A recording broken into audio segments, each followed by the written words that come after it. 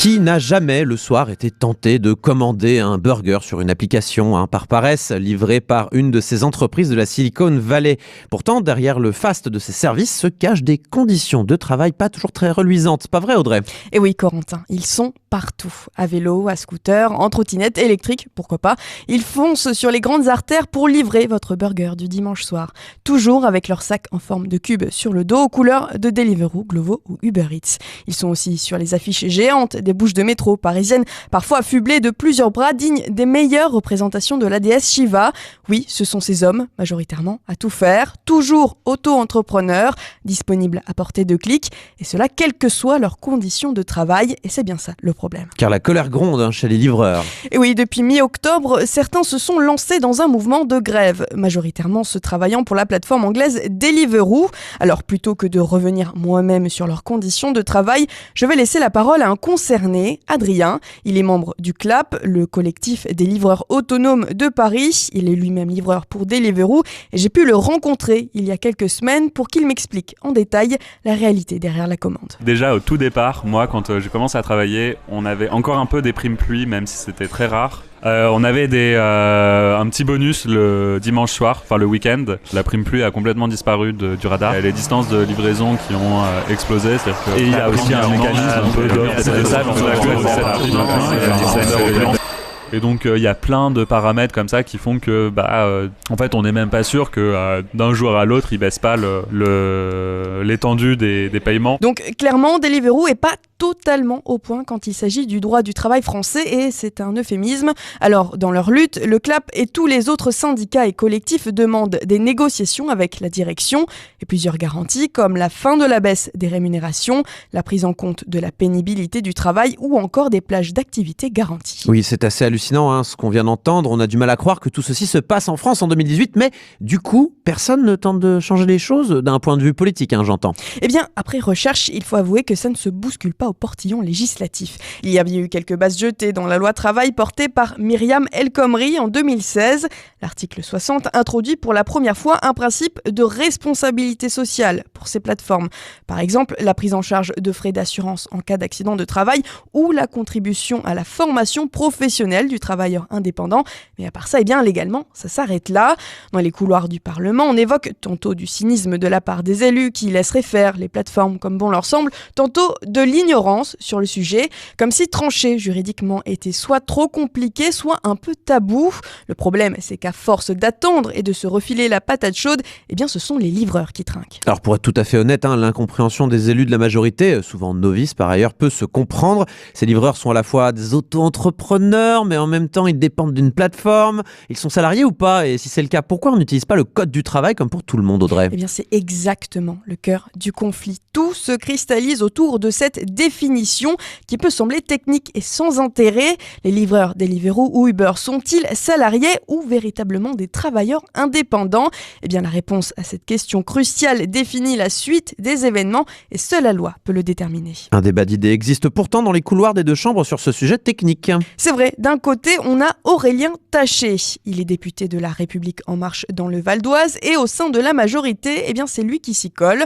Au printemps dernier, il a donc proposé un amendement dans la loi Avenir professionnel, soit la deuxième loi travail. En gros, l'article proposait non pas de créer un cadre légal homogène pour toutes les plateformes, mais que ces dernières développent leur propre charte qui devront respecter cette fameuse responsabilité sociale instaurée en 2016, comme par exemple la mise en place d'un prix décent pour les prestations de services et d'autres avantages sociaux, toujours déterminés par ces chartes, mais surtout, et ça ouvre sur cette notion, pas de requalification possible en salariat. Le livreur resterait donc auto-entrepreneur et ne pourrait bénéficier du statut de salarié. Même si le livreur ne travaille que pour cette plateforme uniquement et que tous ses revenus proviennent de cette plateforme, on pourrait croire quand même à une dépendance économique qui en droit amène à une présomption de salariat, si je ne m'abuse.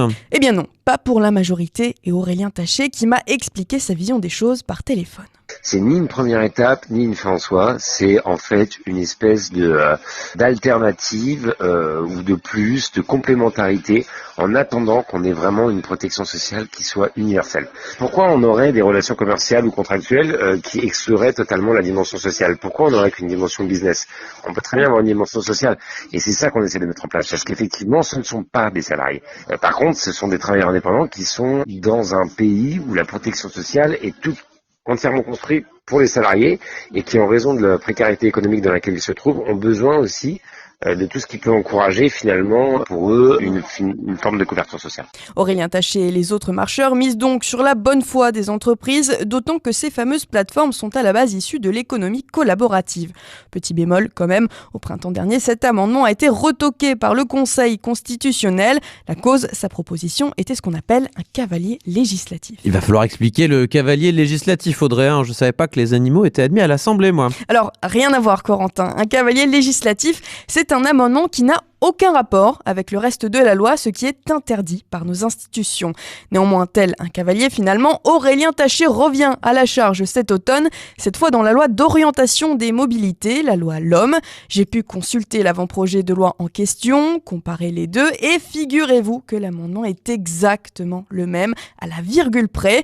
Donc, clairement, le député marcheur croit dur comme fer à son projet et espère cette fois le faire passer. Quelque chose me dit que cette vision des choses ne va pas convaincre tout le monde. Effectivement, à l'autre bout de l'échiquier politique et même dans l'autre chambre, un irréductible sénateur fait entendre sa voix. Bon, on est quand même au Sénat, donc ce ne sont pas des hurlements, mais quand même. Dans le groupe communiste, je demande donc Pascal Savoldelli, sénateur du Val-de-Marne. Avec son collègue Fabien Gay, ils sont entrés dans une bataille parlementaire contre Aurélien Taché et son amendement. Car pour eux, les livreurs sont bien des salariés et devraient pouvoir bénéficier du droit du travail et de tous les avantages qui vont avec, à savoir un salaire minimum, une assurance chômage, des cotisations retraite et tout ce qui va avec. J'ai pu rencontrer monsieur Savoldelli au Sénat où il m'a parlé de ce qui le scandalise le plus dans cette situation et pourquoi il fallait y remédier. Vous savez ce que c'est pour un jeune de 20-25 ans d'être livreur, d'être dans une société comme ça ubérisée? Vous n'êtes pas licencié, vous n'avez pas d'identité, vous êtes désactivé. Et qu'est-ce qui se passe pour ces jeunes-là? Ils ne perdent pas leur travail, puisqu'ils n'ont pas de contrat de travail. Ils sont désactivés. Vous voyez ce que ça veut dire en termes d'humiliation? Donc là, il y a un petit problème. Donc, dans les questions qu'il va falloir faire avancer au plan parlementaire, c'est qu'il va falloir qu'on reconnaisse que ces plateformes-là sont des employeurs. C'est une relation bipolaire entre un client et un patron de société. Et du coup, ils ont proposé des amendements de leur côté aussi? Évidemment, mais face au raz-de-marée en marche, toutes les contre-propositions ont été rejetées avant même d'embarquer dans la moindre navette parlementaire. Mais plutôt que de baisser les bras, les sénateurs préfèrent changer de stratégie.